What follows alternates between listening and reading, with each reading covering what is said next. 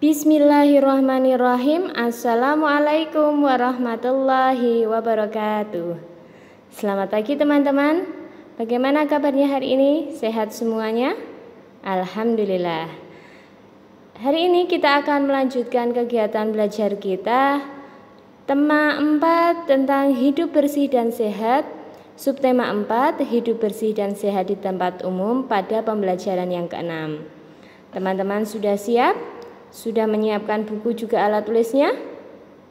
Baiklah, sebelum kita mengawali kegiatan belajar kita, supaya lebih semangat lagi, marilah kita awali kegiatan belajar kita hari ini dengan membaca basmalah bersama-sama. Bismillahirrahmanirrahim. Nah teman-teman, untuk kegiatan belajar kita hari ini, kita akan belajar tentang hidup bersih dan sehat di tempat umum pembelajaran yang ke-6. Silahkan kita buka bukunya halaman 198.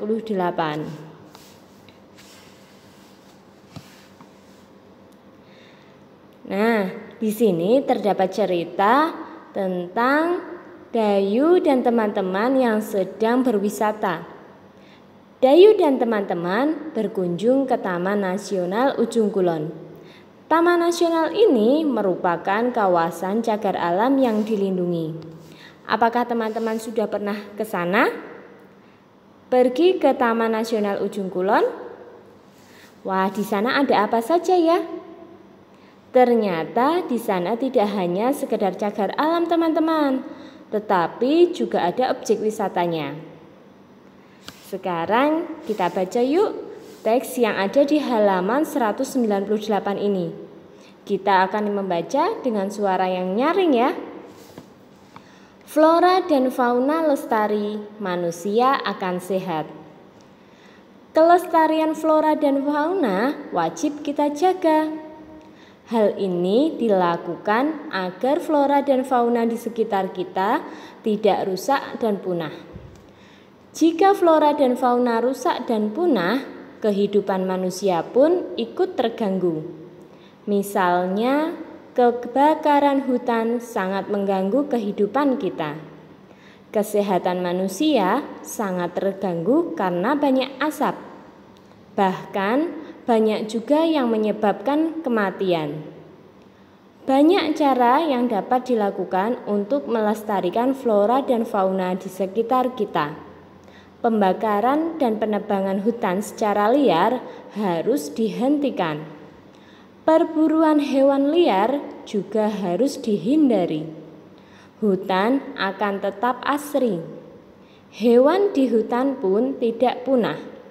Dengan demikian, kehidupan dan kesehatan manusia pun tidak terganggu. Wah, teman-teman hebat. Kalian sudah membaca dengan suara yang keras.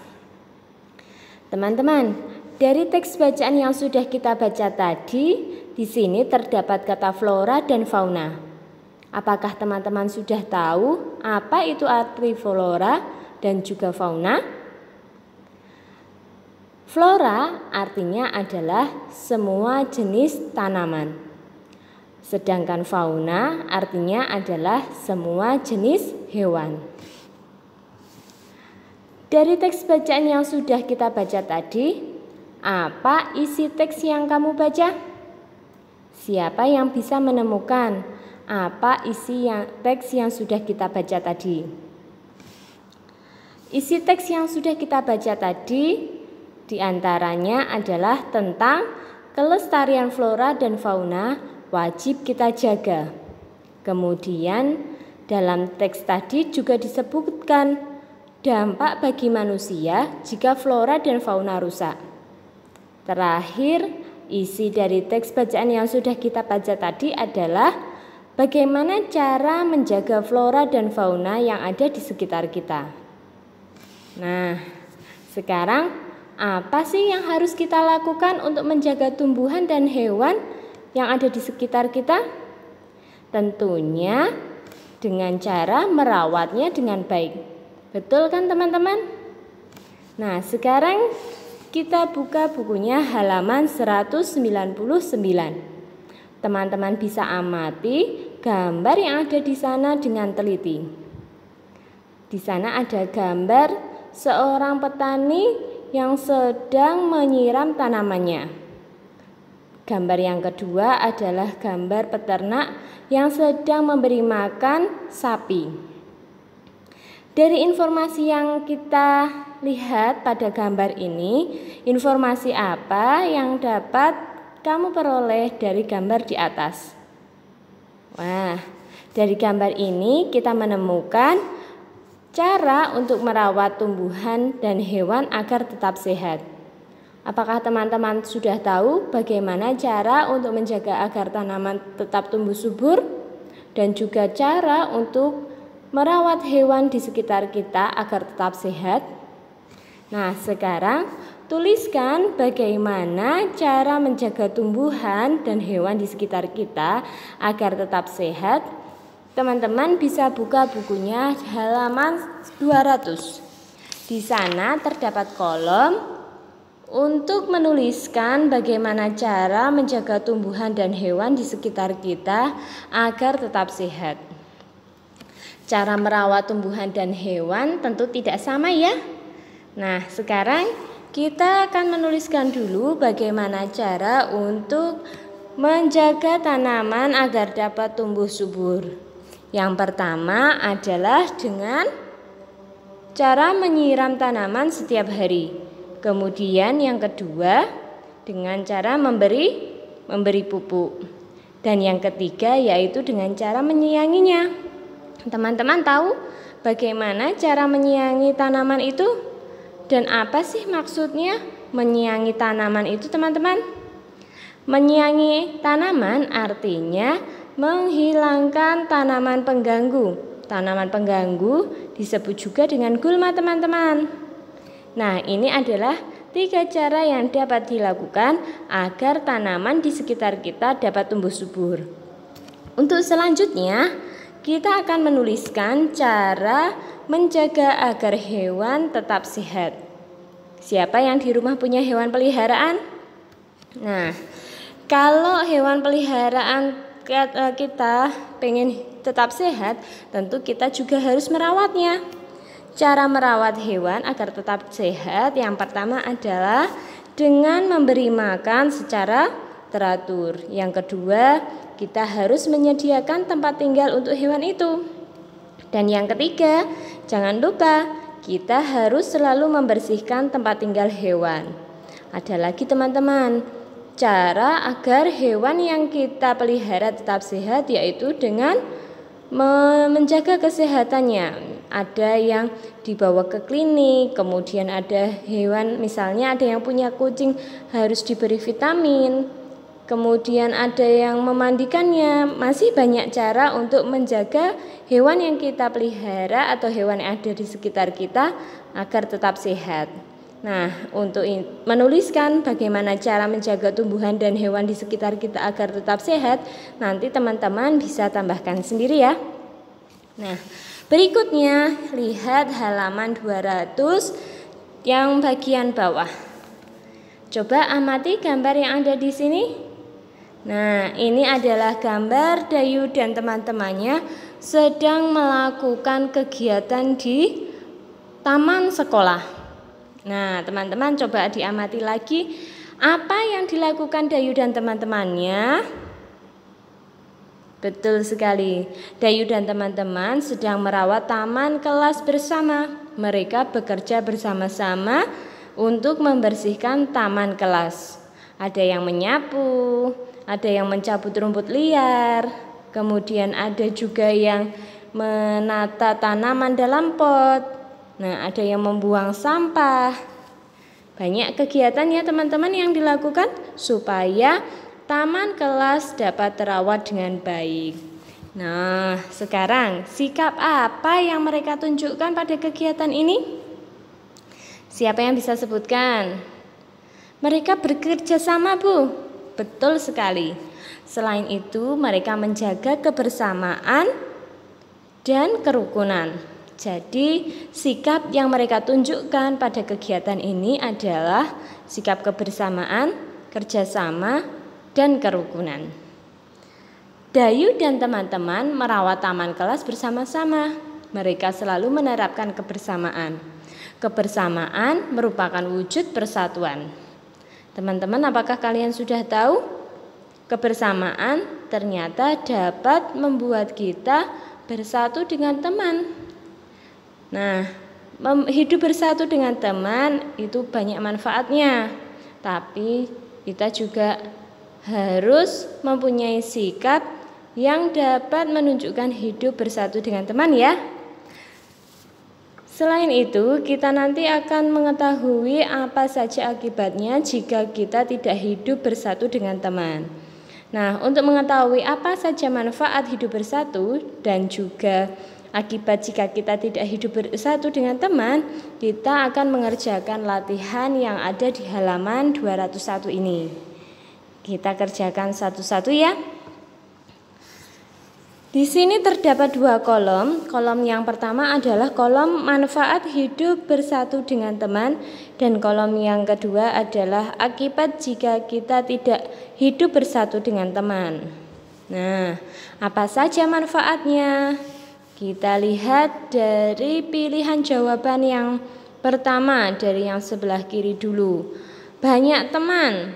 Nah, banyak teman merupakan manfaat jika kita hidup bersatu. Cara mengerjakannya adalah teman-teman bisa menariknya dengan garis jawaban sesuai dengan kolom yang tepat. Nah, contohnya seperti ini.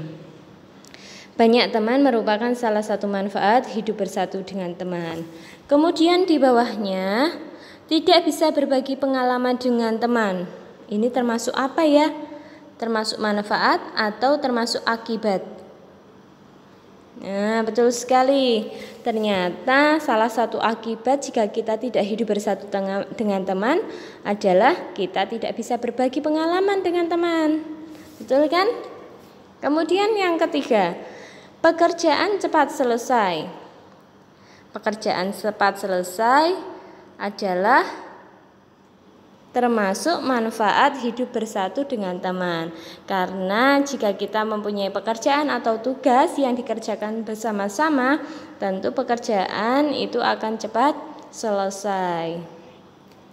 Kemudian yang sebelah kanan, kolom jawaban yang pertama, bisa berbagi pengalaman dengan teman.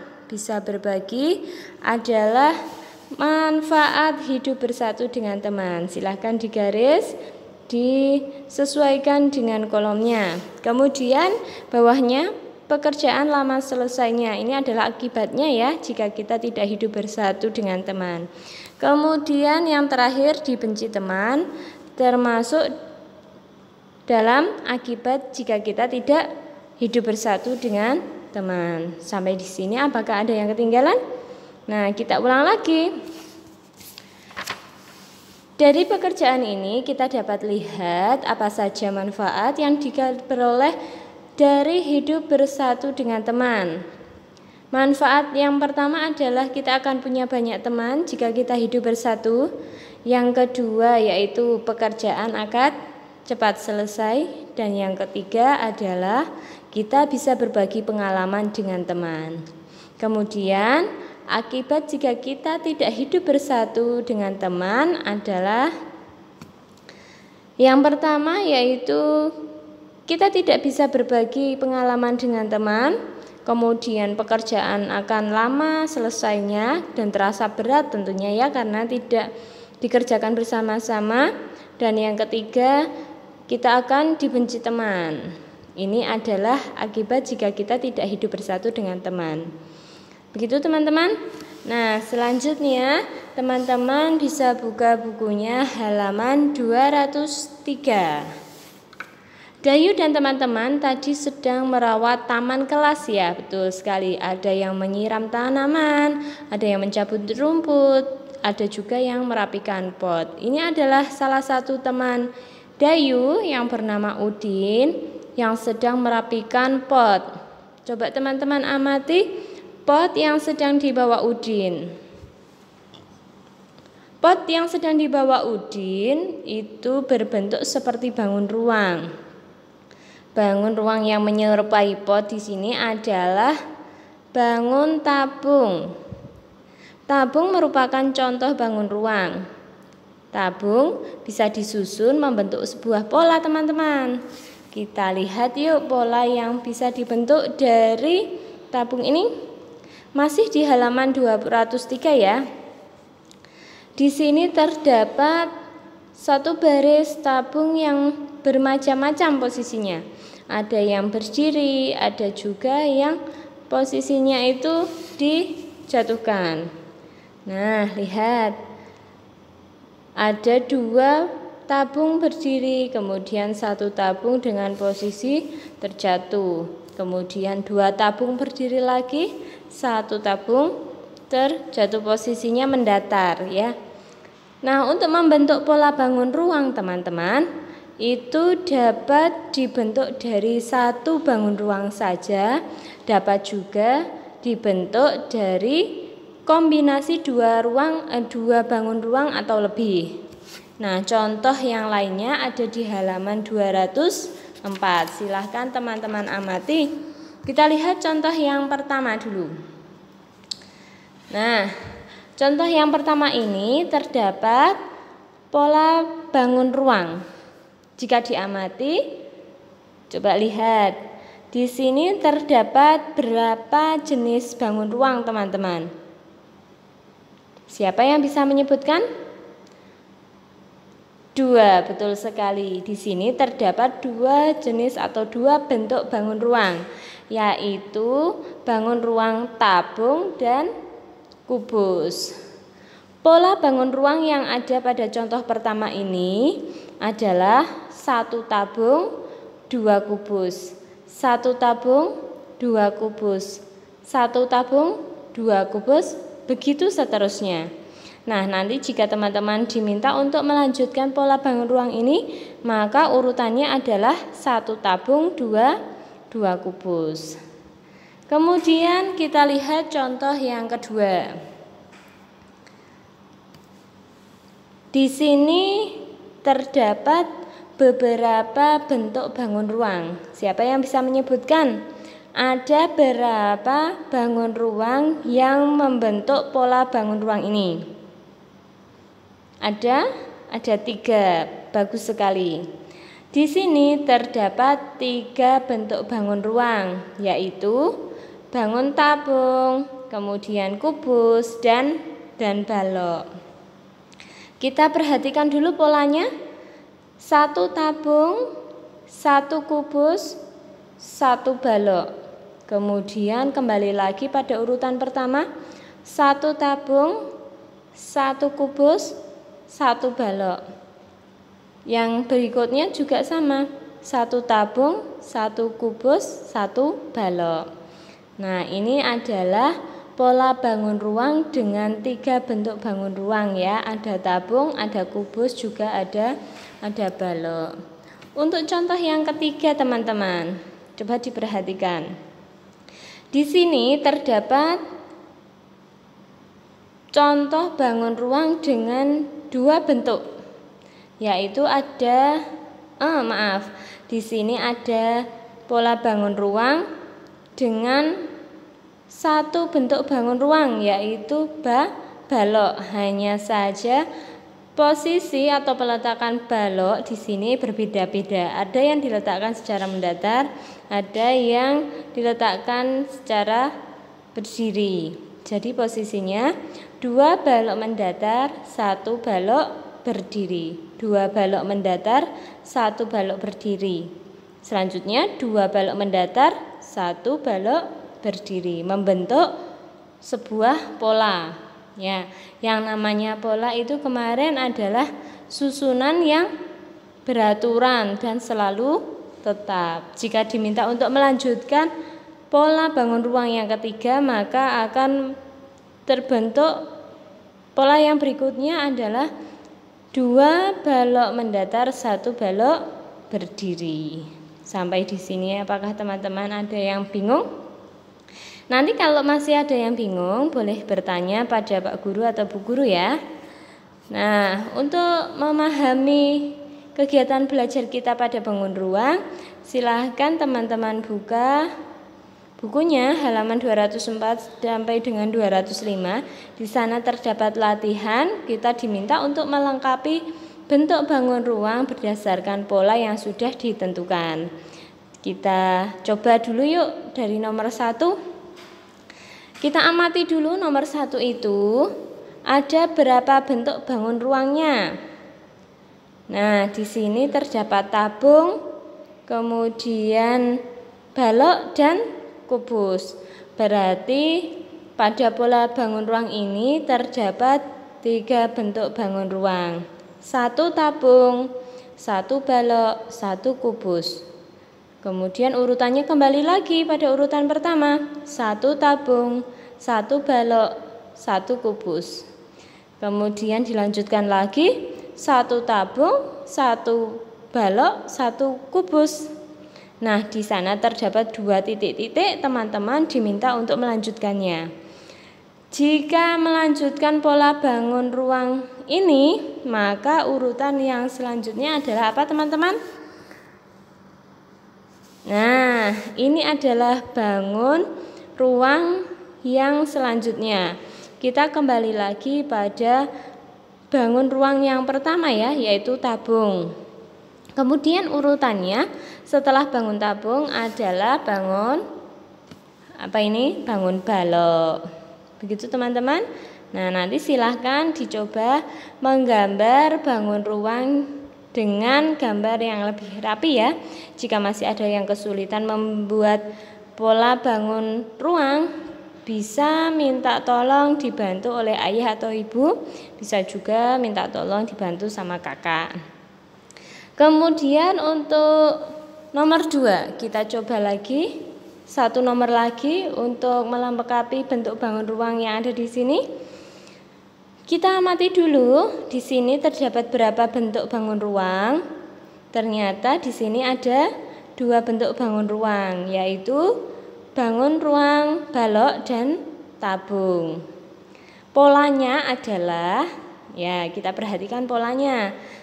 2 balok, 1 tabung. 2 balok, 1 tabung. Nah, selanjutnya untuk melanjutkan pola ini harusnya adalah kembali ke urutan pertama, yaitu 2 balok. Nah, teman-teman perhatikan. Harusnya kita menggambar 2 balok ya. Tapi di sini sudah ada 1 balok, sehingga kita tinggal menambahkan gambar atau bangun ruang yang sesuai dengan urutannya. Jika pola pertama tadi 2 balok 1 tabung, maka untuk melanjutkan pola bangun ruang ini kita menambahkan 1 balok lagi, kemudian dilanjutkan dengan 1 tabung. Nah, ini adalah susunan pola bangun ruang pada nomor 2. Sudah lengkap ya? 2 balok, 1 tabung, 2 balok, 1 tabung. Kemudian kita diminta untuk melanjutkan 2 balok, 1 tabung. Nah, teman-teman sudah paham sampai sini? Sekarang kita coba latihan secara mandiri, dilanjutkan. Untuk tugasnya halaman 204 sampai 205, nomor 3 sampai dengan nomor 6. Jika nanti masih ada kesulitan, boleh bertanya pada orang tua, pada kakak, atau juga pada Pak Guru atau Bu Guru. Nah, alhamdulillah teman-teman, kegiatan belajar kita hari ini telah selesai. Itu artinya tema 4 yang kita pelajari juga telah selesai. Jangan lupa ya, minggu depan insya Allah kegiatan penilaian akhir semester sudah akan kita mulai. Tetap rajin belajar, kemudian rajin sholat 5 waktu, jangan lupa berdoa, mengajinya, tetap membantu orang tua, dan tetap menyayangi saudara. Nah, terima kasih telah mengikuti kegiatan belajar hari ini. Semoga bermanfaat. Dari Bu Iman cukup sekian. Wassalamualaikum warahmatullahi wabarakatuh.